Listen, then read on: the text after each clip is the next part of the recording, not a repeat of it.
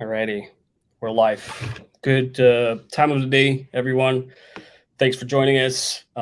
Today we have a very unique guest. His name is Kamron Khodjaev. Welcome to the virtual stage of Uzbek diaspora.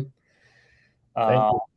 so let me do a quick Welcome to the intro. virtual stage. Welcome to the virtual stage. So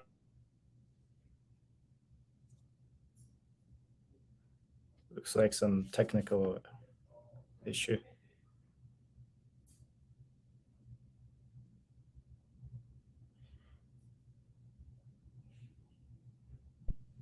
Can you hear me? Yep, I can hear you. Just give me a few seconds.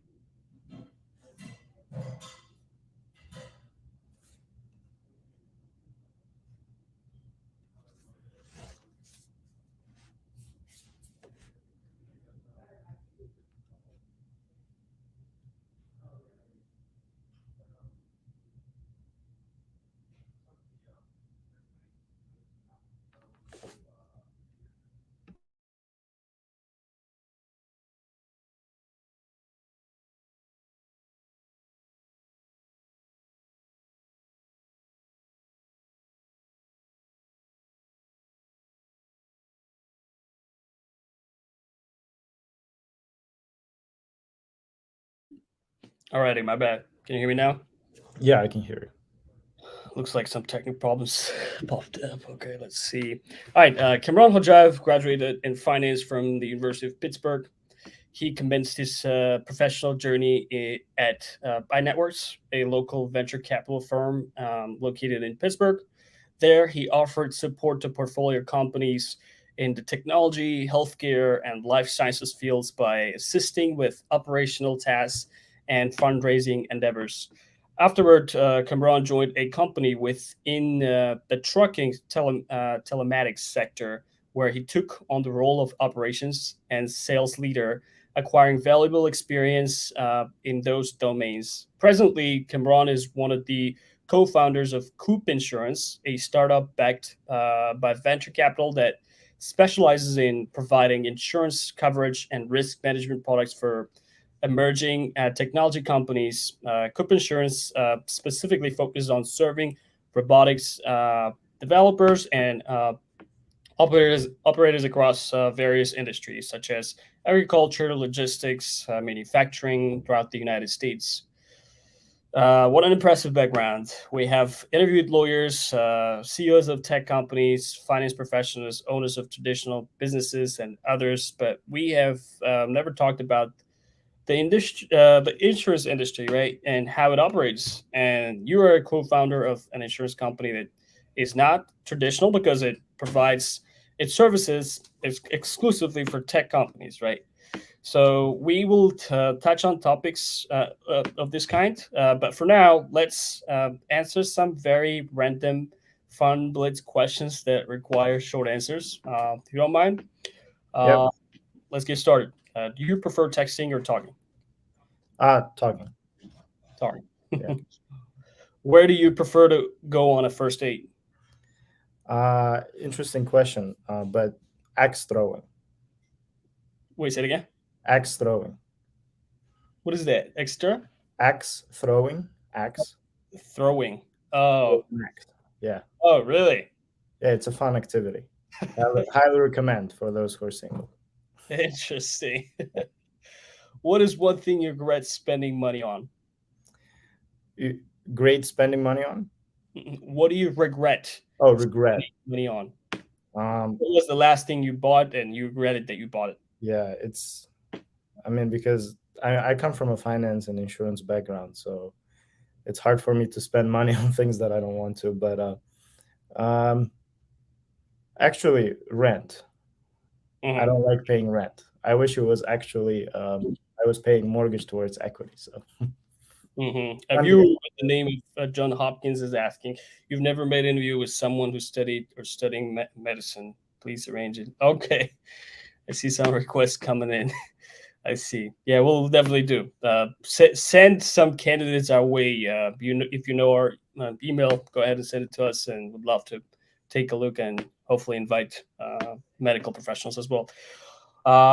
Do you consider yourself to be an extrovert or introvert? Somewhere in the middle, depends on the mood, but I have to be extroverted I uh, get it. for the part of the job that I do. Yeah, I see. I see. What is your last Google search? Chicago deep dish pizza, the best one in Chicago, because I was there just yesterday. Oh, I see. I see. So I had lunch. Nice. What's your number one rule in life? Rule. Uh huh. Um, I have a lot of rules. I guess number one rule is not to break other rules that I have. To break other rules. I like that. I see. What's the best city in the world? In my opinion, New York. New York is the best city. Yes. Hmm. Miami is second, but maybe my mind will change.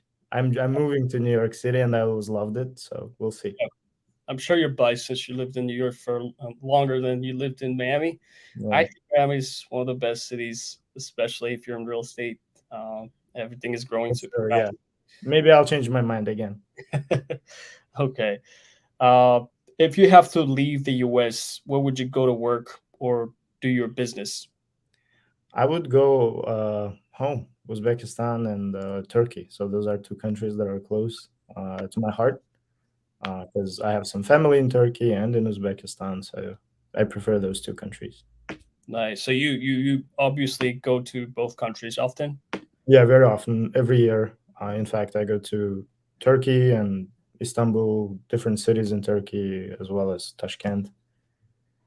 That's cool. That's cool. All right. And how many push-ups can you do? Push ups. Well, I actually do work out. So recently I've done about 40 at once, and I try to do like 3 sets at least once a week. Also do pull ups and other exercising. I think it's good to stay healthy. I see. I see. Nice. Uh, what does money mean to you? Freedom. Freedom. Why freedom? Is it a follow on question that I should answer short? Yeah, no, it doesn't have to be short. You can elaborate on that. Well, you can buy tickets and go wherever you want. Let's Hmm. start with that. I- Uh, Uh, yeah, just and you can pick and choose what you want to eat and where you want to live, and I think it gives great deal of freedom to not just you but your family also. I see. I see. So first, in the first place, it helps you, be free so that you can travel and also take care of your family, right? And you can help other people be free as well. I see. I see. I see a comment coming up. Please share some of your thoughts on financial situation in the U.S. at a very moment where we are and where we are headed to. Some information or tips as well for people who are trying to buy a house in the U.S. Interesting. All I right, think, we'll try I to think touch on this question. yeah. Uh, you have any comments? Well, I think this question is you can answer it better because there's a topic in there. Uh, Housing, real yeah, estate. yeah, real Uh, estate. we'll But definitely touch on that a bit later. Let's follow our tradition and um, let's introduce you to the audience. Right. Let's talk about your school life. Who was Kamron when he was going to school? What are some characteristics? What did you like growing up? so I went to the University of Pittsburgh. It's in Pittsburgh, Pennsylvania. And well, first of all, I my high school was in Uzbekistan. I went to Westminster Lyceum. Actually, first wave of student after they opened. Mhm. And after, I always wanted to be in the U.S., to work and live in the U.S. and do business here. That's been just in my mind.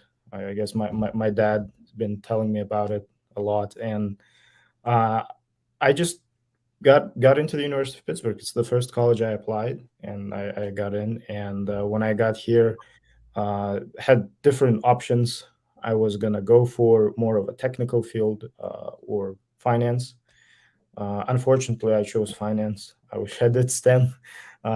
STEM has been really hot recently, but when I was going there and everyone was recommending finance because it's cool, so I went into finance.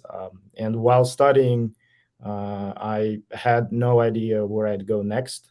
but I knew it would be somewhere in the financial world, whether it's corporate finance, investment banking, or portfolio management, some of those fields. And I actually did take CFA as well along the way. Interesting.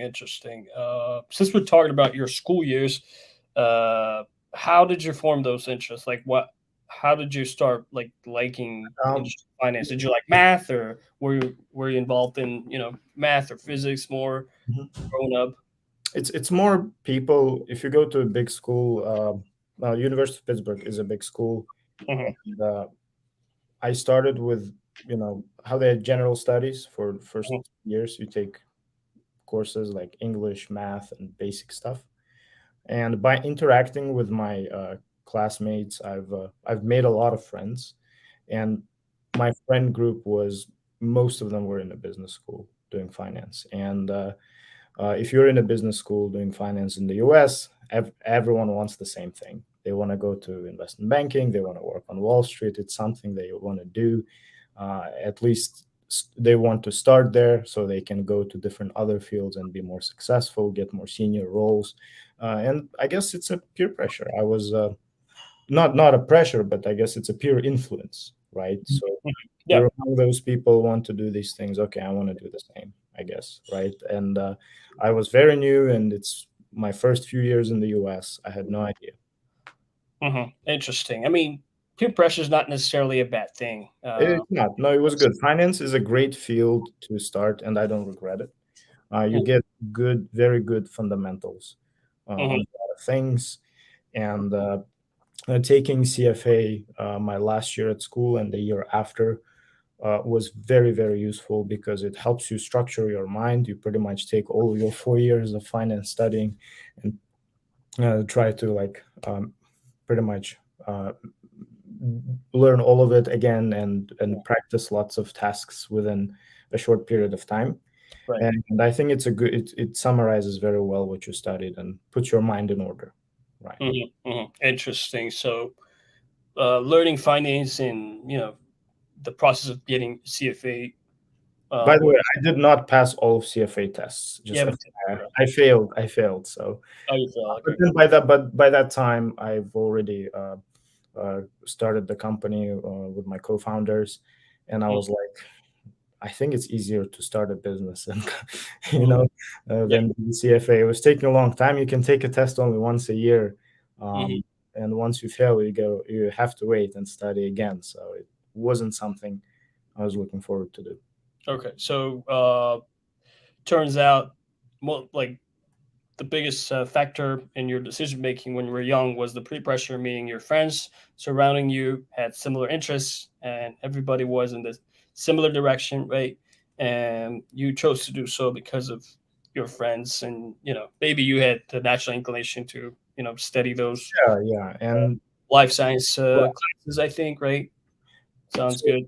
Right. And and I always liked finance also. I did like classes. I found it very interesting. I liked economics classes. That's how really I chose my major. And I just needed a place to get started, right? So once you get started, you figure out. That's been my approach so far. Okay, let's start it. School. Okay, we're starting the school. Let's figure out what am I going to do at school, and then let's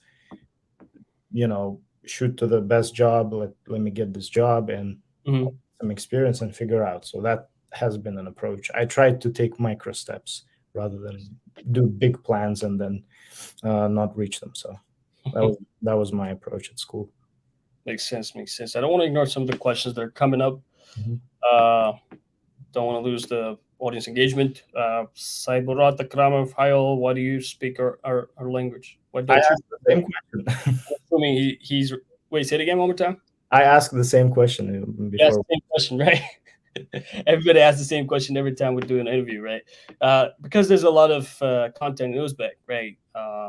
There's a lot of content in Russian as well by the people from Uzbekistan. They do a lot of Russian content, and why not in English? Plus we started this journey of Uzbek diaspora on LinkedIn, and everybody who is on LinkedIn needs to be able to speak English. I feel like, at least, right? Because a lot of people who use LinkedIn are mostly in the Western countries, and everybody speaks English, communicates in English, and we promote speak English because it is helpful, useful for the younger generation. It's the most important language in the world. If you want to go travel, if you want to do business in a different country, or just to be able to communicate with the world, you need to speak English. That's why we try to stick to this language. But yeah, hopefully we'll be able to do some Uzbek content as well later down the road. Thanks for the question and your attention. Let's see. Please be specific when you're asking a question, Rustam Azimov. How you guys process real life situation? Might be a little too general. If Yeah, you, what does that mean? yeah, okay. Says salam alaikum, walaikum salam. All right, let's follow our questions. So you focused on mostly what subjects growing up? Finance, math, and what else? Did you do? Not much math. I really liked finance, marketing. Econ is one field that I really also found interesting, but I would not do well in exams for some reason because I guess Economics? Really? economics, yeah. Yeah, I study economics actually. Yeah, Very interesting. it is very interesting. I like it, but when it comes to solving some complex problems on the test where you have ABC, Mhm. it's not been something that I was successful. And in I fact, I've never been a good test taker. I see. Why? Do you feel pressured, or what's? No, I need some space to write my thoughts. I guess I'm more on that side. I see. I see. Yeah. Interesting. I All like right. the English class, literature, and you know. Mhm. So, okay, we already started talking about your university years, right? You started your school, like you started your education at the University of Westminster, and you're one of the first graduates, I'm assuming, right? Is that what you said? No, not University of Westminster, Westminster Lyceum. So Oh, it's Lyceum. Oh, that's Lyceum. That's true. Yeah. yes, because I did my bachelor's in the U.S. here, Mhm. but we started Lyceum in 2009 Mhm. when it just opened. Mhm. It A lot was of the first people, of its kind. Yeah, yeah, a lot of people really make good comments on the Westminster Lyceum. I have the best memories in my life. I have the best memories in my life from that school. Really? I'm Is it still, very international, or is it mostly like local people going to school? it was local because it's like a high school. It's not a uni, and it was very competitive to get in. So obviously, a lot of people who were in my that first wave in my class and my group, a lot of them are doing well, and I'm excited to see that. I see. It was the first experiment where they put out really competitive quota, very competitive exam entrance, and a lot of talented people who went there. Mhm, mhm. I, Okay. I was the last in the list who got in, so I got lucky. Yeah. Oh wow. Interesting. And I was going through your LinkedIn profile, and what really grabbed my attention was the fact that you mentioned Westminster, the name of it. I assumed that you went to the university, not the Lyceum. Then I assumed that you had two bachelor's degree. Is that what No, it is? No. I wouldn't do it. I think Okay. it's Okay. not the best financial decision to do two bachelors. Yeah, yeah, yeah. Okay. Yeah. Sounds good. What about the school called Richmond, the American International That, University that Foundation? was an exchange. When I was at the University of Pittsburgh, I Mhm. was a foreign student in the UK. So I was a foreign student in the US already, but then I became a foreign student from the US to UK, which is Interesting. funny. Yeah. It was a great program as well. I got to build a lot of relationships and really get to know a lot of good people.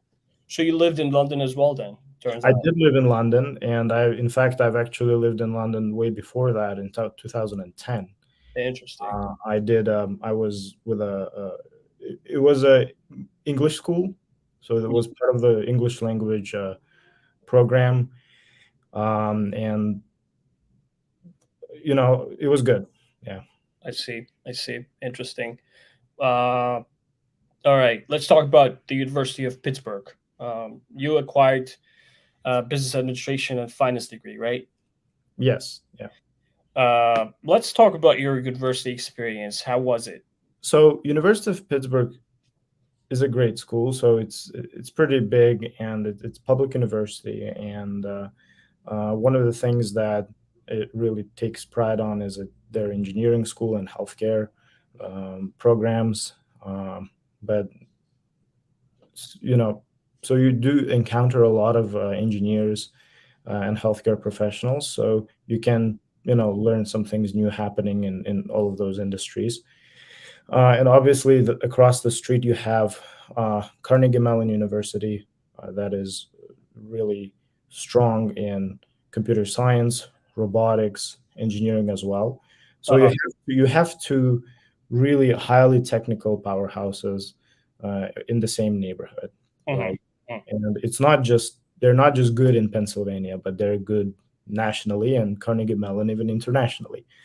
For example, University of Pittsburgh has number one or number two program in philosophy in the entire world.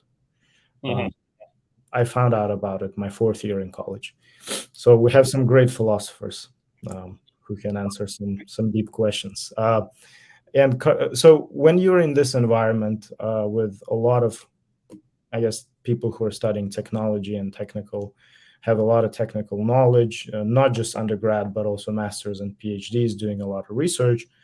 The ecosystem there is pretty good, and there are some business activities around it, right? Mhm. So how we take IP or certain tech from the university, spin out and commercialize. That's how Duolingo started, and it's actually headquartered in Pittsburgh. Duolingo started it was a spin out. It did spin out from Carnegie Mellon, and I think a group of people were working on the research, and then it became a company, something along that line. And it's publicly traded company and worth Interesting. billions of dollars. Yeah. And there are a few other examples like that, smaller.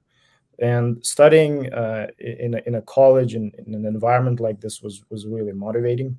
And school was good, professors were great. Mhm. Um, and I think I was the only Uzbek at that time in my program. Interesting. So Yeah. you didn't know any compatriots at this. I didn't. I know there were a lot of them in Pittsburgh, but I Mhm. was on campus. I didn't have a car. Mhm. So Mhm. I see. I see. Very interesting. So the district where the school is located, it gives you so much exposure to, you know, yeah, both you get exposed to a lot of smart engineering, people. Yeah, yeah, engineering and healthcare mostly, right? right. Healthcare, engineering, and within engineering and within healthcare, there are many subsectors where a bunch of development is happening. So Mhm. it's Interesting. very useful. Any classes or professors that you recommend at the university if somebody's considering going to the University of Pittsburgh? Well, I would definitely recommend, if you're in finance, to take fixed income securities. It's been a really exciting class, and the professor was good. Uh, yeah, I don't really have the specific, except like this really more of a technical finance classes. Mhm. Yeah. Mhm. Interesting. Interesting.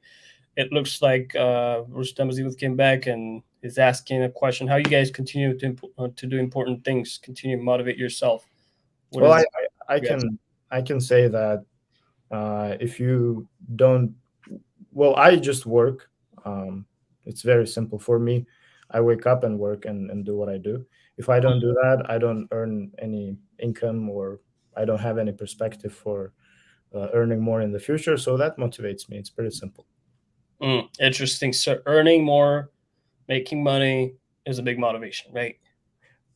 Well, it's just something that keeps you moving. I think this was the question: how you continue to do important things All right. and continue motivating. Yeah, Yeah. by working. So it's pretty straightforward. Yeah. Yeah. Yeah. I could also try to answer the question. I think he's trying to refer to being able to maintain this persistence. I feel like once you're on the right track, once you like what you're doing, you catch this momentum, right? You cannot you get on a train. The train starts moving, and it's hard at the beginning. And once it starts moving, it's hard to stop. So it's the same thing, I guess, right? So you've been in the industry for a while. You invested so much, energy, money, and time, and now you're on the right track. You're growing. You're part of this big business. That keeps you growing. Why? Because you have this momentum. I think that would be a short answer.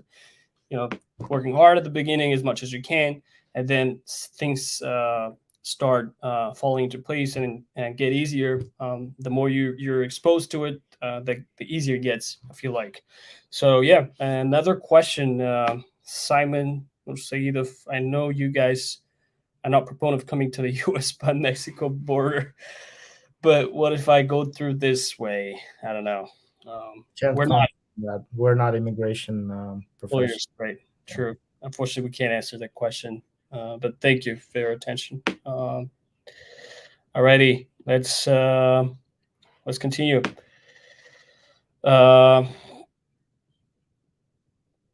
All right. How was your social life? Did you feel accepted by the American culture? Did you have a lot of friends? And was it a very international, environment? Or what was the environment like? Well, yes, it was pretty accepting, and I did blend in pretty well. Mhm. Maybe because I had experience in the UK, and it's much harder in the UK. Yeah.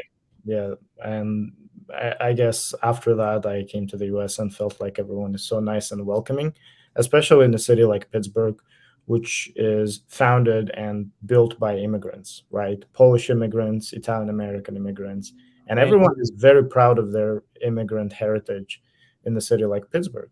They have their neighborhoods called Polish Hill, and they still eat the food. You can find some good Polish kielbasa and all of that stuff. So people are really open-minded, and the school was quite international, but not the finance group or the major I was in. So I was exposed to a lot of Americans, and most of my friends were Americans, and I still keep in touch with them. Mm-hmm. And after when I started working, it was the same thing. Mm-hmm. I did work with people who are born and raised in Pittsburgh, but very proud of their heritage. So accepting someone who's an immigrant was a normal thing. No one even thinks about it. You know? Yeah, no, I totally get it. And not everyone finds it easy to, assimilate to a different culture. I know a lot of friends from Uzbekistan. They come to the U.S. and they are pretty much isolated from the American culture. They don't get along. They try to stick to their own community. But what are some of the tips, if you could share, on like how to, assimilate and how to become part of this culture? Right. Do you have to change some values, or you don't have to change some values? What are the processes you think you had to go through? Um, I didn't really, I didn't really put much thought in it. I guess the key thing is to keep an open mind. Yeah. You have to learn to be much more open-minded here in the US. Maybe even force yourself, and remove that judgmental, I guess, lean or whatever the piece that keeps us from being open-minded, right? Mm. It's a very individualistic culture here, so you have to respect what other people are doing and their preferences, and get along with it, be open-minded, and you know act as if it's their own business, and just be friends and willing to help. Mhm. You give back, and also ask for help. Mhm. And when you do that, I guess it builds this, the relationship. And it's very important to build these relationships as early as possible, especially if you're in school, because it helps along the way when in your career. Interesting. Thanks for the answer. So being open-minded, don't be judgmental, being able to give back to the society you live in, right? And ask for help. Don't be afraid of asking for help. Most people are good, right? Most people want to be helpful. Yeah. So yeah, that's how you start, I guess, right?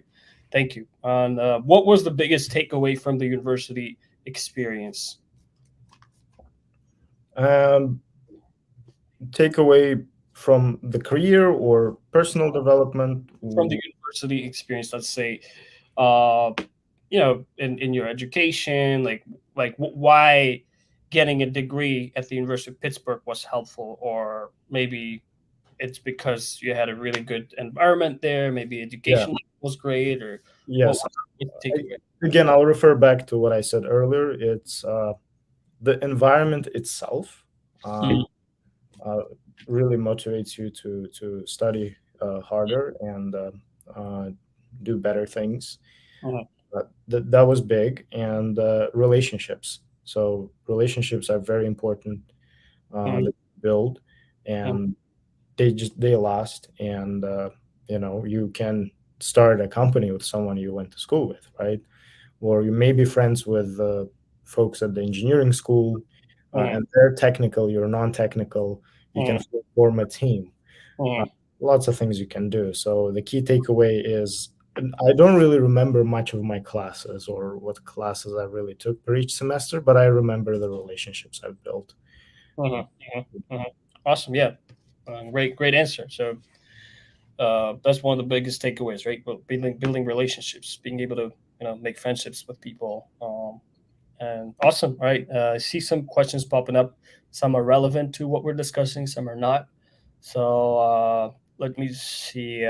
From Beck, could you please talk a little deeper about CFA? When did you start, and how long did it take you to get first level, and how your daily learning strategy, and at which level did you fail?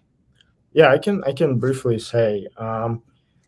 So the initial strategy was to really Mhm. read everything that the books they send you, all the books and stuff, but put a lot emphasis on practice tests.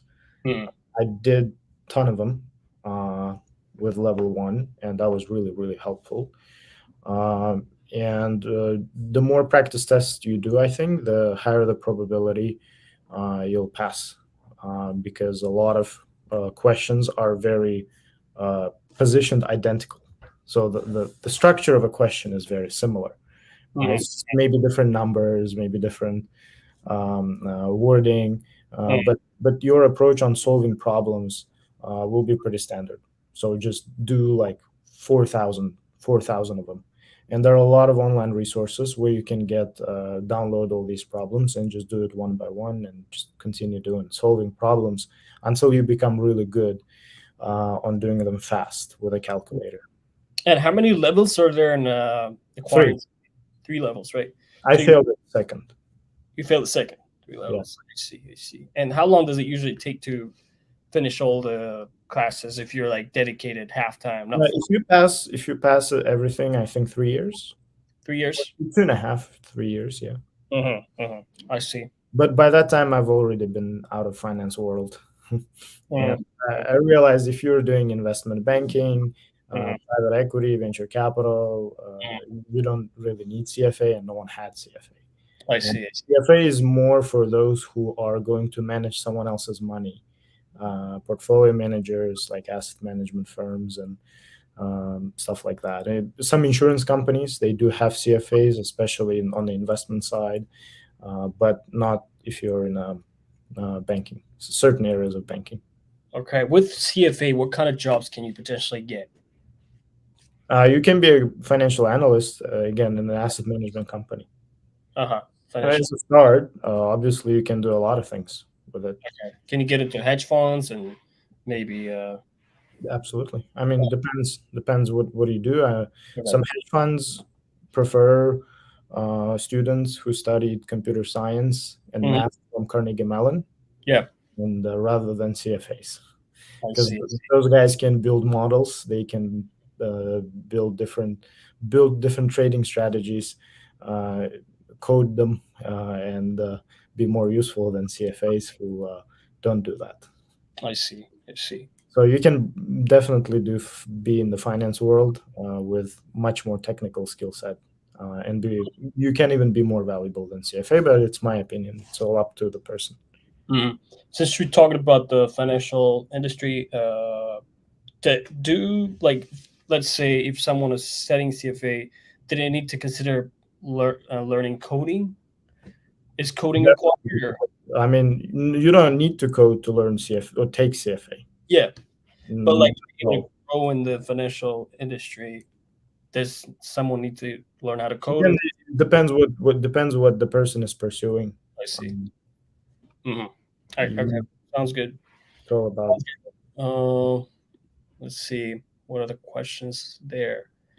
Rustam Azimov came back asking a question. What led you to choose your current profession? I think he touched on this a little bit, but if you have any comments, feel free to. I think we'll talk more about it in a bit. Yeah, Okay. because we're talking about school, and the next one is going to be about career. Right. Yes. Someone is trying to make a compliment, I guess, here, because that's a friend. First of all, what a speaker with such a rich professional background, yet so modest. Thanks to the host for making this webinar possible. All right, there's a question that we will touch on a bit later. It's about the startup industry and etc. I'll definitely pull it up later. Thank you, though. Alrighty. So you worked as a teaching assistant at the University of Pittsburgh, right? I did, yes. Mhm. I'll be honest, I don't remember what class.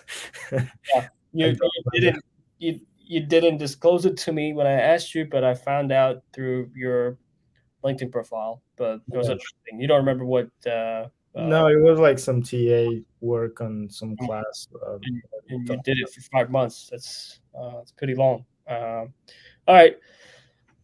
Joined the what is the name?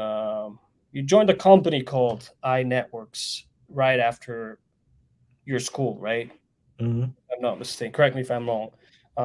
That's a VC firm in Pittsburgh, right? And you did a support role, a portfolio company in the tracking telematics industry, which I don't know what it is. I can talk more about it. Yes, please. So the whole story is what I really wanted. I wanted to do banking, finance, all of that stuff. But apparently, it's pretty competitive, and getting job was pretty hard. And I've noticed all of my classmates getting jobs at local banks like PNC, BNY Mellon, and some folks going to New York, getting landing in better positions in good companies, and I had certain challenges with that. First of all, if you're an F1 student, it's much harder to pitch yourself after bachelor's to. Which you were, right? Huh? Which you were. You were an F1 student. Yeah. And again, what really helped me to land my first job is it's not a big name company. It's a fund. They've raised good amount of money from institutional investors in Pennsylvania, not just in Pennsylvania actually. And the fund was managed by two partners, very old school Italian Americans. And my professor, my communications professor, who I happened to become friends with, and he was a great guy. He told me that he can set up a dinner with his good friend of his, and you can maybe go and help him and work in their company. And I said, sure. Doesn't look like I'm gonna get an offer anytime soon, because as soon as you put that you're on F1, you're not even getting an interview. And I think a lot of people in the audience can relate. And I had a good dinner. So my boss's name was Tony. He said, come into the office, we'll talk. I came in the office and he said, I'll give you 2 weeks to work here. If we like you, if you like us, you'll stay. If we don't like each other, you'll go. So simple as that. Interesting. And, that's how I got my job. Is it an unpaid work? Did you get paid for it? It was paid. Oh, it was paid. Wow. I thought it was going to be unpaid, but it was paid, and I made a lot of progress there. So I did. It started. It wasn't an amazing salary, New York salary. It started quite low, but I didn't care about it. I wanted to really understand. I wanted to get in somewhere to to. It was a like it's a stage you take. It's one of the stages. So I wanted to take the job, work there, commit, meet more people, and from there we will see where I go. So Okay, interesting. Hey, before we proceed, I just something grabbed my attention. Looks like you also worked as an interpreter in 2017, Russian Uzbek English interpreter. Where was it? that's some side gig. It was a side gig. Okay, I see. Yeah, yeah. Cool. And that was in the U.S. or in Uzbekistan? In the U.S. Yeah, In the U.S. in Interesting. Pittsburgh. Yeah. Interesting. Okay. All right. So somebody helped you set up this meeting, the dinner. Hope the dinner was good, but it was successful at the very least, right? You got this 2 weeks paid job, and you continued working there for how long? So I liked the guys really well, right? So it's very important. It was more important than money. Yeah. They were very experienced. Unfortunately, both of their names were Tony, very Italian American. And one of the Tonys, he was a co-founder of Stericycle, a very early investor and co-founder of the company. And Stericycle is a medical waste management company. They're national and it's publicly traded at, I think it IPO'd at $2 billion, but now it's like 2 billion. Yeah. Wow. Now it's a $10 billion company. So he was quite a wealthy man with much experience building businesses. He was a great operator, and he also went to University of Pittsburgh for engineering. And I did work with the team, and it was a small team too, 10 people total, different folks doing different things. And they did some sort of a hybrid type of investments. They did invest in some seed companies. They would really invest early or even help to incubate some companies. But also they invested in Series A rounds, B rounds, or even did private equity type of investments where they would loan money. Interesting. Wow. And I got to work in all of these projects hands-on, just from day one. Wait, what was your role though? If you performed pretty much every role, I was wearing many hats. So if they needed help with putting together, helping with materials for limited partners, which is for investors in the fund, right? I would help to do so. And if some of the portfolio companies needed help to do some sort of a research, I did spend a lot of time doing research early on, putting together these big spreadsheets with contacts, research, data, and all of that stuff. Yeah. Spent a decent amount of time doing that. And eventually I started positioning myself within the firm and showing them that I can do more sales and client-focused things. I can help with funding, help portfolio companies with structuring funding. And one of the deals that I really worked on hands-on was the fund was building medical. The fund actually incubated medical marijuana company in 2019. And we were building the facility, putting together the team strategy, and I had to participate in many aspects of that deal. We did provide debt facility, and again, medical marijuana is still federally illegal. It was really hard to finance it. So we really worked beyond, went beyond, and it was a fun deal.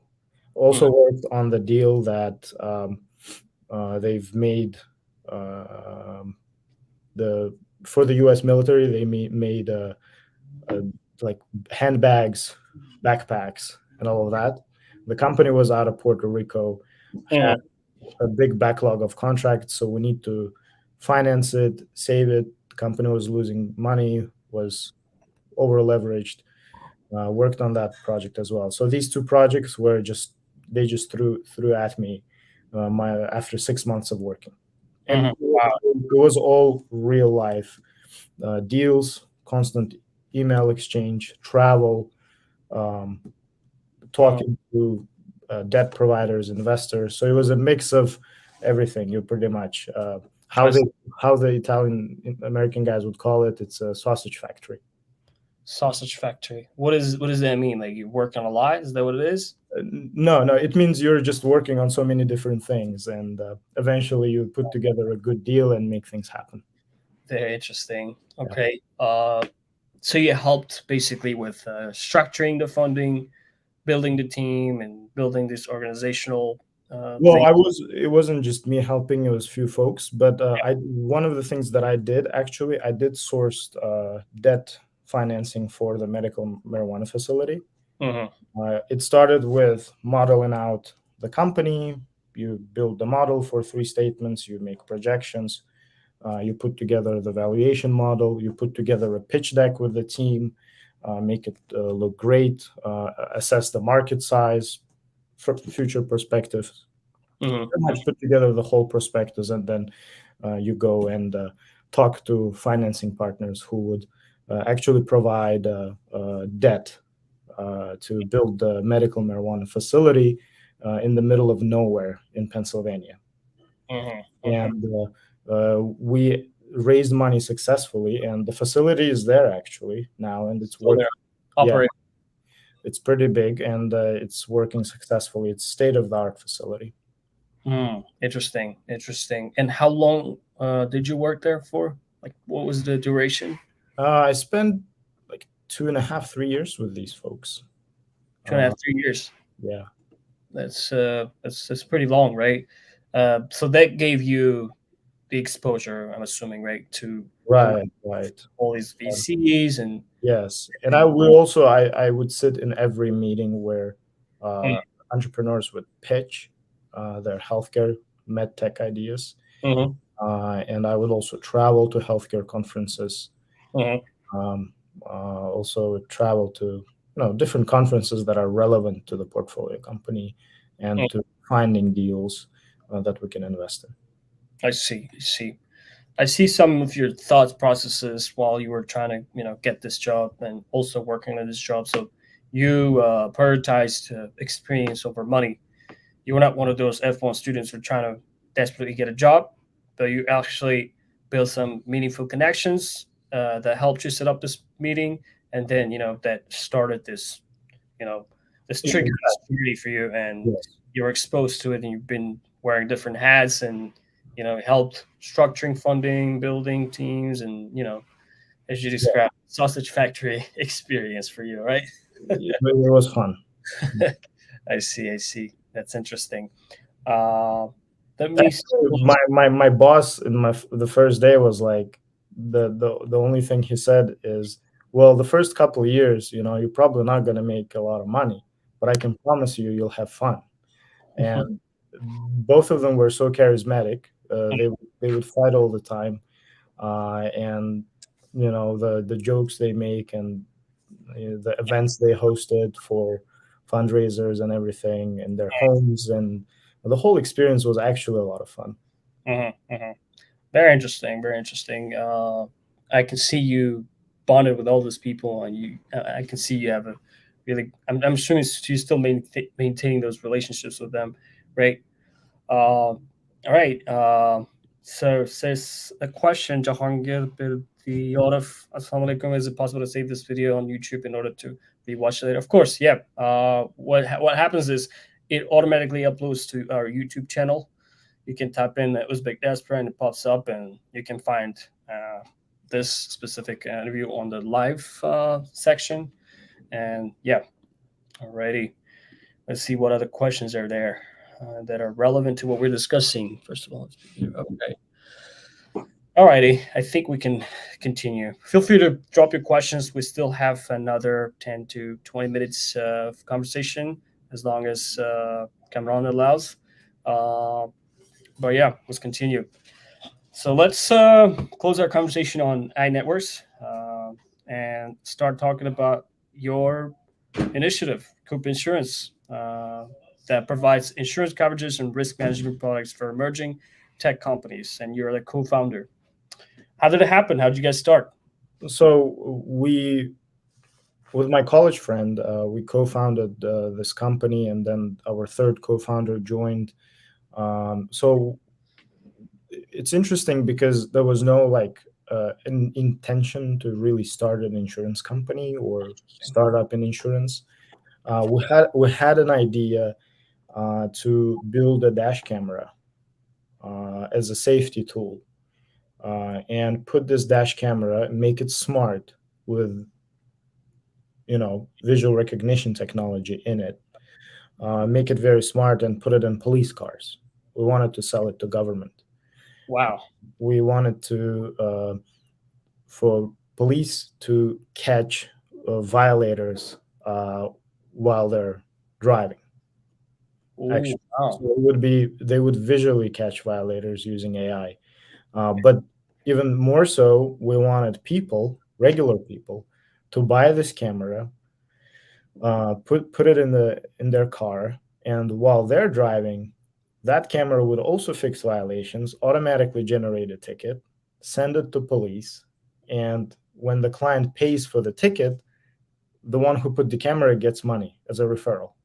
That's genius. Wow. So you could drive like it's sounds it sounds, in theory, it sounds like fun and something doable, but in fact it's not, because how I would get my car beat up. People would be really pissed because people don't like other people reporting on them. So it wasn't the greatest idea, and eventually it didn't work. But It's anonymous, no? it is anonymous, yeah. But then you have this camera in your car, and other people see that you have this camera, they'll just Oh, I see. beat up your car. And selling something to the government is pretty hard. It's very decentralized, and we decided just move on and do something else. And our third co-founder was working at Uber ATG. Uber ATG is also in Pittsburgh. It's called Advanced Technology Group. Mhm. And again, those days, robotics and self-driving car industry in Pittsburgh was booming. Uber opened their self-driving car unit there. A couple other companies started. Argo raised a couple billion from Ford and Volkswagen. So it was pretty hot. In such a small city, you have multi-billion-dollar companies just appearing every day. So and hiring thousands of people. Companies are going from few engineers research project to a multi-billion-dollar financing. And we thought that there's something there. And one of my friends and then co-founder was working as I think he was doing motion planning. He was an engineer at Uber ATG working on self-driving cars. He would take us to their office on weekends, and we would see all these cars that are being developed, big offices, super impressive, very smart people. I mean, it was the top-notch technology you can ever see. This is like super top-notch tech. It's deep tech, right? And we decided to do something in the self-driving car space, because tomorrow or the next decade, how people say you really underestimate what's going to happen over the next 10 decades, but you overestimate what can happen in next in a year. So we thought, well, maybe the next decade is a decade of self-driving cars, which I still believe so. And we decided to build business in that area. And first question we asked is, well, traditional insurance uses a lot of driver behavioral data to build their actuarial models and do risk pricing. They use your age, your zip code, your marital status, your education, etc., to eventually give you a rate. But once these autonomous vehicles are going to go to the commercial world, not personal, I have to make a note on that. If they start going to the commercial world and start delivering goods and people in the taxi on the Uber platform or on the Lyft platform, then how are they going to insure these, right? How does the insurance is going to work for self-driving cars over the next 20 years, 30 years? Who is going to be the next Geico, for example, or for the tech, specifically tech industry, right? Is that what you're saying? For self-driving car. Okay. Who is going to insure self-driving cars? Oh, I see. Autonomous vehicles, right? Yeah, yeah. Very interesting. So I'm trying to understand your thought processes before you got into your business. You analyzed the general market, right? You dissected it, meaning like you looked at the next 10 years, you projected it, and then that's how you got into this industry. That's very interesting because a lot of startups start with a small vision and they fail, right? But you had a big vision. You saw what's cool, what's I trending, wouldn't. right? Yeah, right. So we as a team, not just me, we didn't have a really super clear vision for the company, Yeah, but we had a clear vision on the market. yeah. That's what I Uh, was trying to say. Like yeah, you started analyzing the market, not the yeah, product, right? yeah. I And the see. market was small, so there are several ways to build really successful startups, in my opinion. Mm-hmm, You can build a new product in a crowded industry that makes incremental difference. mm-hmm, It's going to be very hard. It's going to be hard to sell, but you can build just an amazing product that's so much better from the design and feel perspective that it can sell. mm-hmm, Second one is you are pretty much creating a new industry, right? mm-hmm. Like self-driving car companies that started. It came Mm-hmm. from research and development. They're starting it. It's becoming a new industry, autonomous vehicles Yeah. or robots. Third one is actually starting in the market that is small, right? But if you start there and if you take the whole market while it's small and Mm-hmm. you know everyone, and then it starts growing so fast that your company just grows with it and becomes big. Mm-hmm. So that was like thinking behind going into this industry. Mm-hmm. It's small. It's a bet. It's a pretty risky bet we're gonna make. But if this market explodes and becomes really big, there is no player but us because we started so early. We already own the 50% of the market. Mm-hmm. I Mm-hmm. think. Interesting. And since since we're talking about the self-driving cars, right? How far are we from all the cars becoming self-driving cars? Well, it's going to be a very gradual process. We'll see a lot of self-driving cars first in the commercial space. You can already get a cruise app, go to San Francisco, and take a self-driving taxi. You can Mm. already do it in Phoenix. You can already do it in San Francisco, LA, Las Vegas. I mean, And it's legal. absolutely, yeah. You can Google cruise self-driving cars. Interesting. And Cruise is backed by General Motors. General Motors. Okay. And is it only operating in the US or is it operating elsewhere as well? U.S.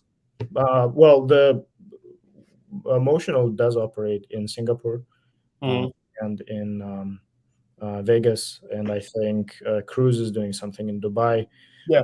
Chinese companies are pretty competitive, but we have big players. Waymo, Cruise, Motional Mhm. are the key ones out there in the market, Interesting. making big progress and slowly deploying. We Yeah. have Aurora, who is building autonomous trucks, and they announced that they're feature complete.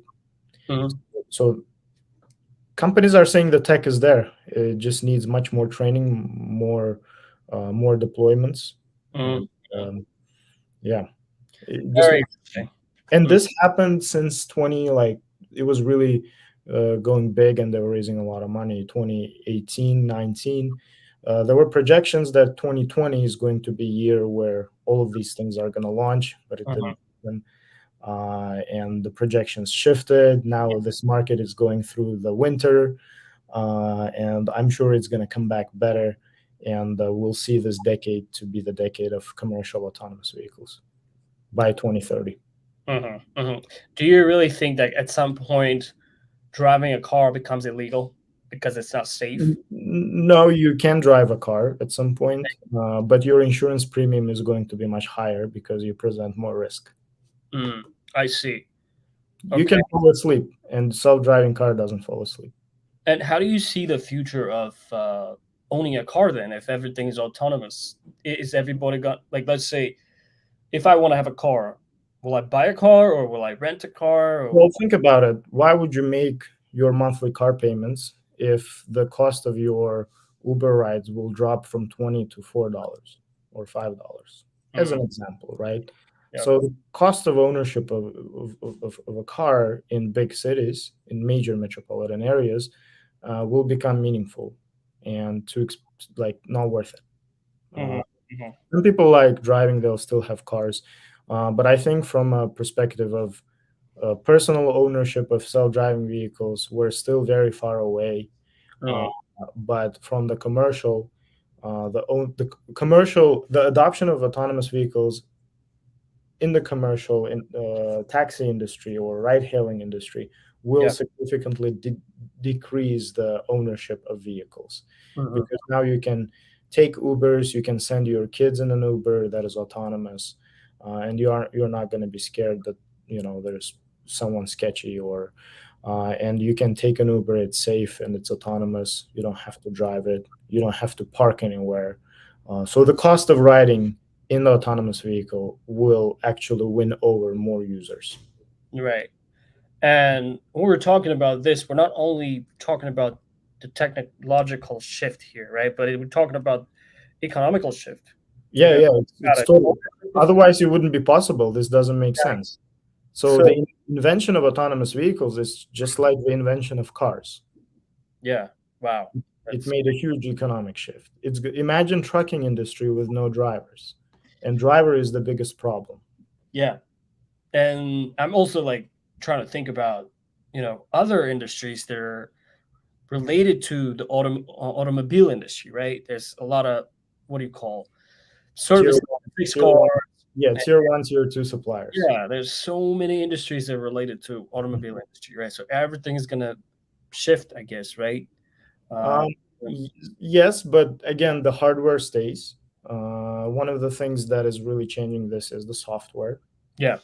So the brain behind the wheel, and the hardware stays with OEMs, and the OEMs need those suppliers. So I don't see much change there, to be honest. It's still going to continue.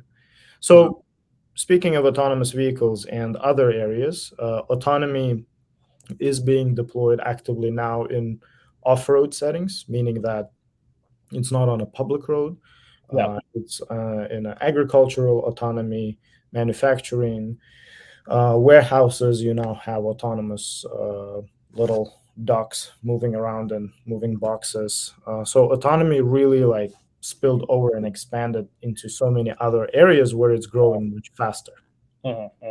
Food delivery is one of the great examples. Delivery. Yeah, exactly. I was walking on the streets of Miami downtown, and every time I go there, I see small boxes with the wheels running autonomously, and people just don't even pay attention. I think people got used to it already, and it's so fascinating to see people getting used to it, and things like this is a high technology, right?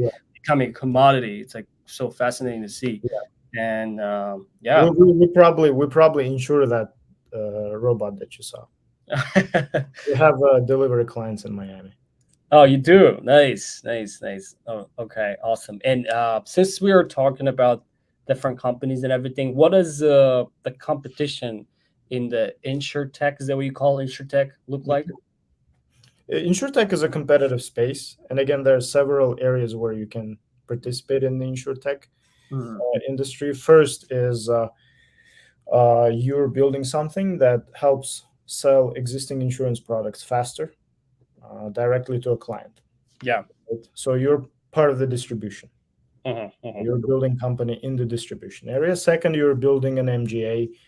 You're looking at the market, seeing what insurance products are not really doing great, and you're looking at how you can improve it, and launching a company to better mitigate risk, better underwrite risk, and issue new policies for home industry or traditional auto industry, etc. I'm sure you're familiar with Lemonade, Renters Insurance, Metro Mile. I've heard of it. Yeah, I've heard of it. I don't know what we specialize in specifically, but yeah. And another area that is really big is risk mitigation. Risk mitigation. So you're building technology to help mitigate risk, predict risk, and do anything in that domain to improve insurance companies' loss ratios. So it's a consultancy service, right? Mhm.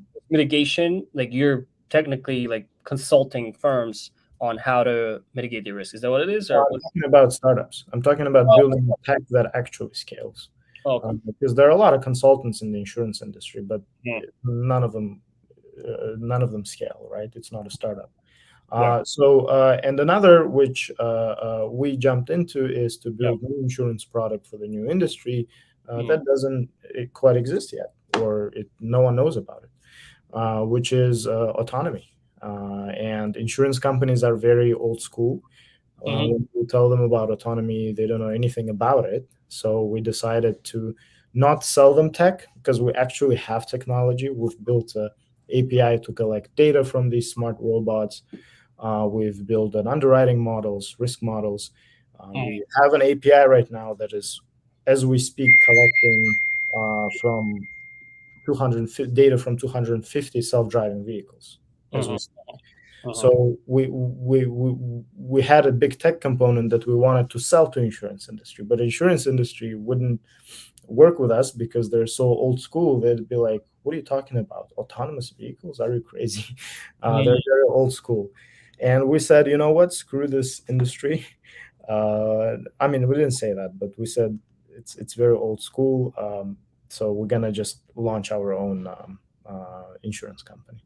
Yeah. Oh wow. So we decided to build our own product. You initially wanted to be part of a bigger insurance company, but No, then we wanted to sell the technology to the oh, insurance. technology. Okay. Oh, I see. I see. That's very interesting.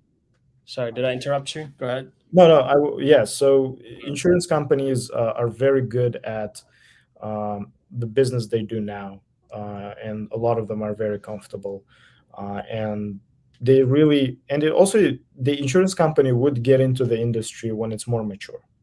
So I see. it made sense for us. We'll start it when it's early, and maybe they'll buy us later. There's a lot of thinking around it. So we decided to launch our own insurance company for all things autonomous, and it's a long story after that how we did it.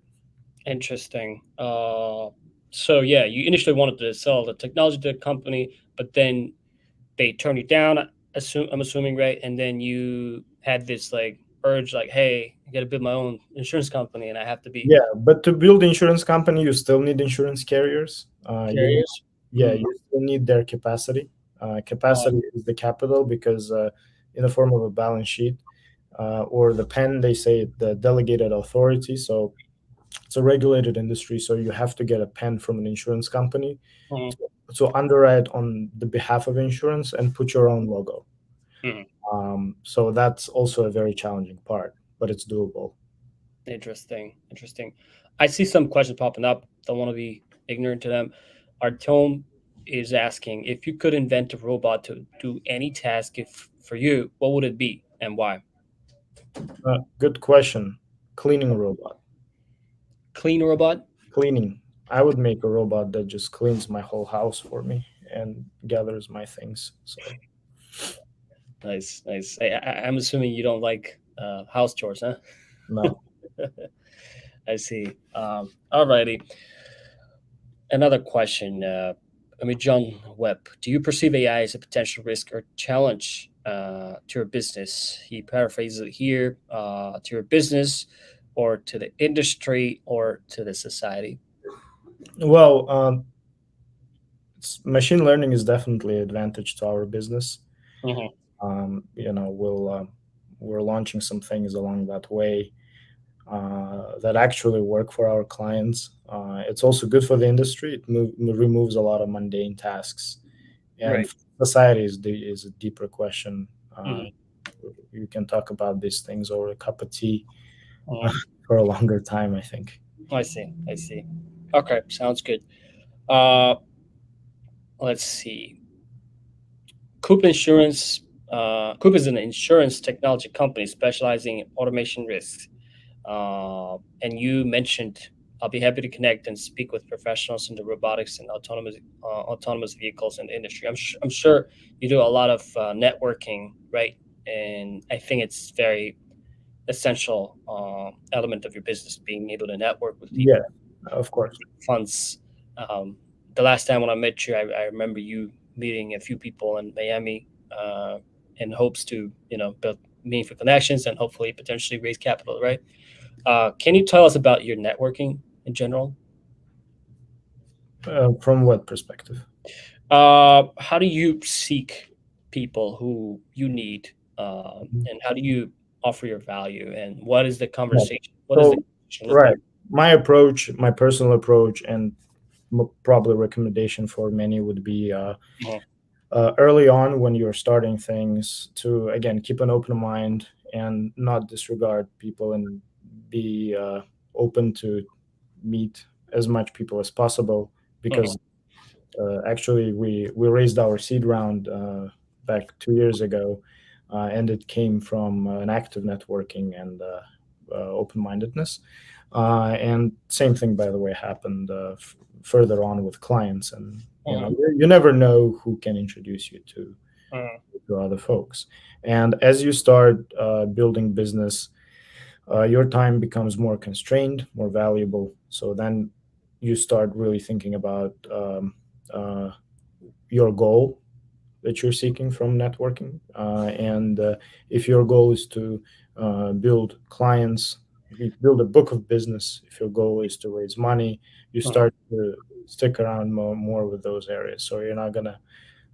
network with musicians right you'll Yeah, net- thinking about it, right? you get picky you start managing your time more efficiently but still keep an open mind you never know I that, see. that's my approach so when you're early on, talk to everyone, but further out down the road. And also, what I've noticed is while you network and pitch your idea or a business, whatever, people have a lot of opinions, a lot of feedback. There's good feedback and there's bad feedback, and I really got to process it. I see. I see. Interesting. Do you consider yourself a successful business owner? No, not at all. Not at all. There's just so much work to do. I think the real success comes from some sort of an exit. I think some Interesting. sort of an exit in the form of a buyout or an IPO. But until then, you're just another startup guy who's doing some work. Interesting. Okay, so you always have to think about an exit strategy when you're. Actually, no. This is not something we really think about. We think about our clients and the work we do, Uh-huh. and the strategy we're pursuing, and day-to-day business things. Exit comes its own way. So you're not building a company. We're not building a company to sell. We're building a company to grow big. And if someone comes and says, "Hey guys, it could be a good strategic fit for our insurance company. Would like to buy it. Be it right. It's a good deal. If it goes public, it goes public. So it's yeah. But up until then, we're just hardworking startuppers.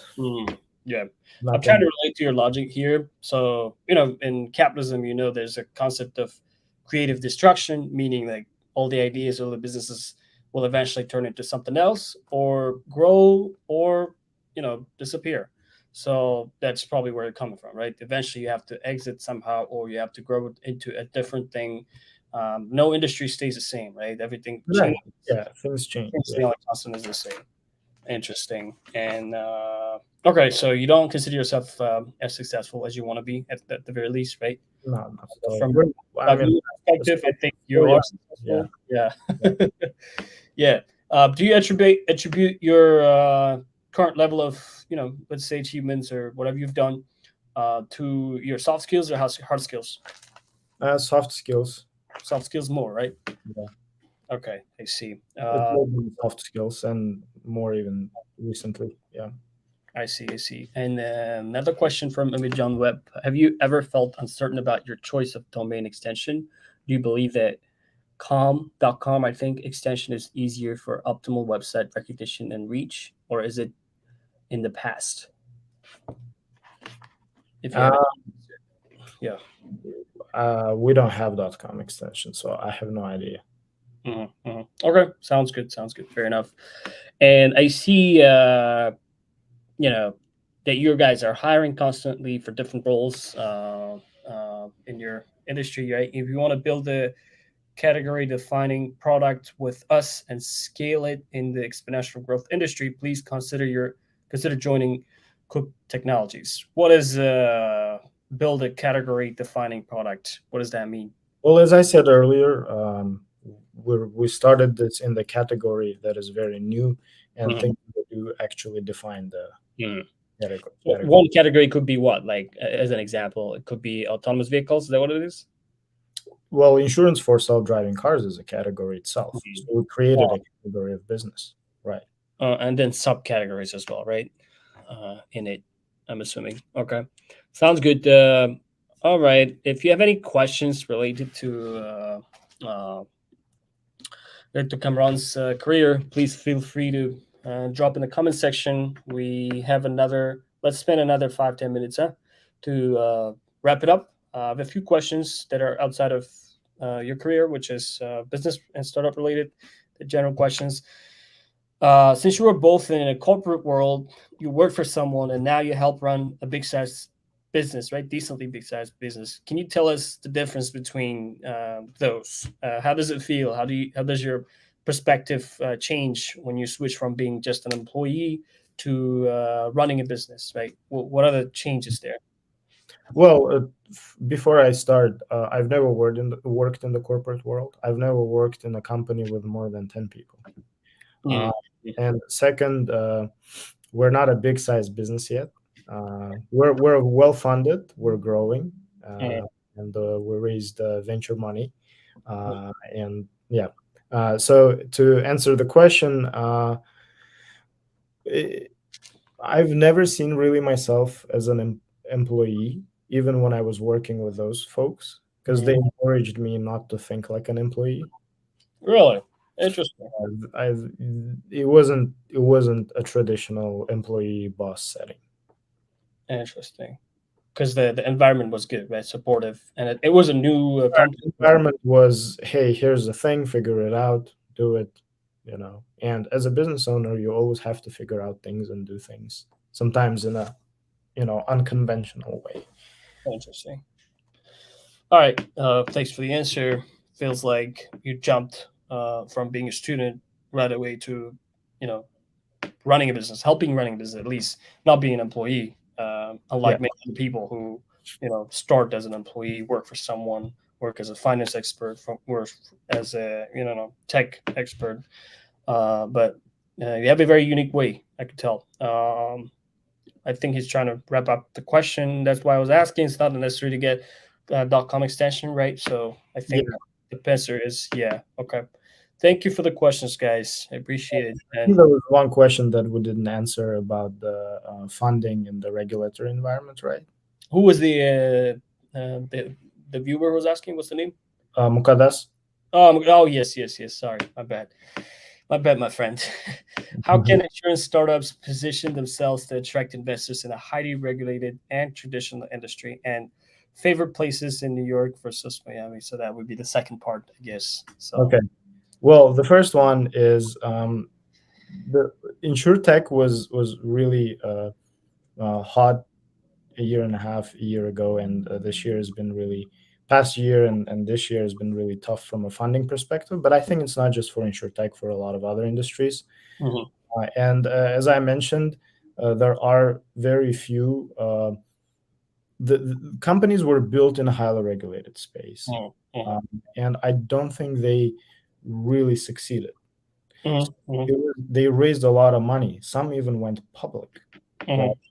But I don't think from a financial perspective they made big change or became really successful. So that even more impacted to investors not to invest in highly regulated insurance space. But insurance also has a less regulated area. We call it excess and surplus lines insurance. It's the insurance that is not per se registered with the Department of Insurance in the state. So it's less regulated. You can sell it, make money. You can build products around it. It's mostly commercial insurance, and you can raise money for it. So anything, I think you can raise money to any industry, whether it's super highly regulated or not, as long as the product is good, it's working, and you have good traction. Okay. Thank you so much for the answer. And favorite places: New York, Miami. Very hard question. I like a lot of places. I like Brighton Beach in New York. I also like, because there's a lot of Uzbek food. I like Jersey City, Lower Manhattan, Little Italy. In Miami, I like Brickell, Midtown, and the beach area. So. I see. Cool. Alrighty. Awesome. Let's try to make our answers a little shorter since we're running out of time. I'll ask another maybe 5 questions. Yeah. How long have you lived in Uzbekistan? Until I was 18. And how did you choose to move to the U.S.? Did someone motivate you, push you? Maybe your parents, friends, or teachers? Why the US? I don't know. It was just an accident, by accident. It was by accident. Interesting. And how do you like the U.S.? What are the advantages and disadvantages of living in the U.S. shortly? I like everything. The big advantage is opportunities, right? In general, whether it's small business or whether it's getting a job or startup world, it's just more. I see. I mean, it's the land of opportunities, right? Yeah. Do you consider going back to Tashkent, Uzbekistan at some point in your life? Yeah, why not? You do? Okay. On a permanent basis? I might go back and forth. I don't think 100% permanent, 50-50. We shouldn't put boundaries. We should go everywhere. As you said, we should be open-minded, right? Yeah. Okay. Global citizens. Yeah. A couple of questions about your lifestyle, interests, and future plans today. What's your favorite city in the U.S.? You said New York, right? Favorite, yeah. Okay, I see. Do you travel a lot? I do, for work. How many countries or cities have you been to? Countries. Oh man, I can tell that I've been in like 30 states here. 30 states? Oh wow, that's a lot. And countries? Like, have you been to Europe, Asia? Been in China, been in England, Turkey, obviously. I think a lot of Uzbeks been in Turkey. What else? Yeah, that's it. I've been in Russia. Okay. Anything you do outside of your work business? I do rock climbing. Nice. Yeah, a lot of physical work there. That's a lot. Yeah. All right. Awesome. And since you mentioned that you've been to China, right? Will China take over the world? What's the future of the world order? That's a very complicated question, and I think it's too early to ask it. Simplify it and answer. And personally, I don't think so. But I agree. Yeah. What's the future of technology? What do you know is trending the most at the moment? Generative AI. I'm pretty sure you know it. Yeah, for sure. But there are some areas that are underlooked in robotics that are very successful. And there are a bunch of underdog cities where this development is happening. And I think if you're an investor, you'd invest there. I see. Well, some relevant question popped up from Saldar Ahmed, a friend of mine. If you were not in tech, what else would you do? I would do most likely some traditional business, but be a business owner. Like brick and mortar business, like restaurants and stuff like that, or restaurants, because I love cooking. Interesting. All right. The last question, I think you might have already touched on it, but again, what are your thoughts on AI and its future, its impact on the job market? Everybody's talking about it now on YouTube. It's full of content. Yeah, I might as well say that it's definitely going to impact the back office function. Can't wait to see for that some of the good products to really make their way in the insurance space. That would be awesome. And since insurance deals with a lot of contracts and paperwork, it's going to be useful to dissect those and structure those, and highlight the key and the most important things from it without going through 100 pages. Definitely saves time, and time is money. So yeah, time is money. Yeah, sounds good. Sounds good. All right, that wraps up our interview today. Some of the takeaways for our viewers and for me personally as well. Finance really helped you, structure your brain, how you think about things, how you think about business. It really is helpful, right? Learning finance and math helps structure your brain. Some of the takeaways, right? Being open-minded, don't be judgmental, give back to the society, ask for help. Don't be afraid of asking for help. Most people are good. Most people want to offer you some help. Being courageous, especially if you move from your country to another where people speak different languages and follow different cultures and customs. You definitely have to be open-minded. And then CFA, preparation for the CFA exam. Some of the tips from Kamron. Practice tests, and he specifies the number 4,000 practice tests, right? Is that the number, the quantity of tests you have to do? Yeah, it's not something I did. I mean, that's why I don't have the full CFA. I failed it. So, but maybe if someone does 4,000 exam tests, they'll pass it. And you believe it's worth it, right? Worth getting a CFA for? I don't know. Okay. Alrighty, and then business. So your business idea started from analyzing the general market, not like sticking to one product, but you had a general knowledge of the market and what's trending in the IT industry, and you really analyzed everything. You don't like randomly pick one niche and stuck to this, right? You wanted to create a new industry, I guess, in a way, right? Since you don't have a lot of competitors in your field, and autonomous vehicles have a big future. Again, going back to networking, being able to have an open mind, offering value to people is helpful, is useful, and then success comes from an exit. I think you want to say comes from an exit strategy, I guess, right? You always have to think of the beginning, but also think of an end or maybe transition. No, it's just you ask the question, do you think you're successful? And the question is, what does it mean to be successful? So for specifically startup to be successful, you have to IPO or exit, I guess, and you have to have a lot of customers who love your product. I see. Okay, sounds good. Thank you so much for all the answers. It was an amazing conversation. Let me know if you have any final thoughts or a piece of advice for our viewers that we can conclude. Super. No, thanks for your time. It was great speaking. If anyone has some specific questions, I'm happy to answer. Perfect. LinkedIn, Instagram, or Telegram, or anywhere. Yeah, I see. I know Kamron has a big presence on all the social media platforms. Feel free to reach out if you have any advice. As he said, he's open to give advice and help you out. Thanks for joining, and hope to see you on our different projects that we're doing, like discussions and different networking opportunities. Hopefully, you'll be part of it, and we'll be happy to have you again. Thank you. Thank you. Bye-bye. Great weekend, everyone.